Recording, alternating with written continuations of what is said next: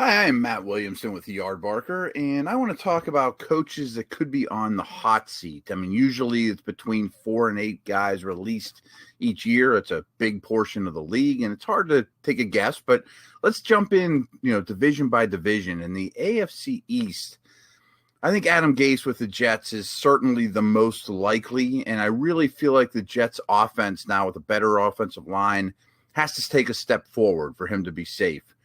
The rest of the division to me is very safe with Miami and Buffalo trending in the right directions. When you go to the AFC North, I mean, Harbaugh and Mike Tomlin with the Steelers did great work.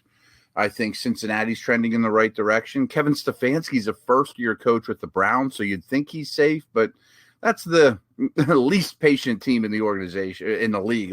Leave it that way. When you go to the South, Doug Marrone with the Jaguars really stands out, and things are not trending well for that organization. You could see a wholesale change. I would be shocked if there's any other moves in that division. Bill O'Brien, maybe he's relieved of his GM duties, but I think he's going to be the coach for a while there in Houston. If you go to the West, I do think John Gruden is safe, and he has a long-term deal, but he's worth mentioning. Anthony Lynn's the one that stands out to me, though, with the Chargers. They lost a lot of really close scoring games last year. Probably should have had a better record than what they, ended up with. They're a talented team. I feel like they have to at least push for the playoffs this year for him to be safe. When you go to the NFC East, you got two guys in Washington and New York that, it's their first year. They're pretty stable. Philly's pretty stable. And you would think Mike McCarthy's stable with the Cowboys, but what if Dallas doesn't make the playoffs? Then I think his seat gets really warm.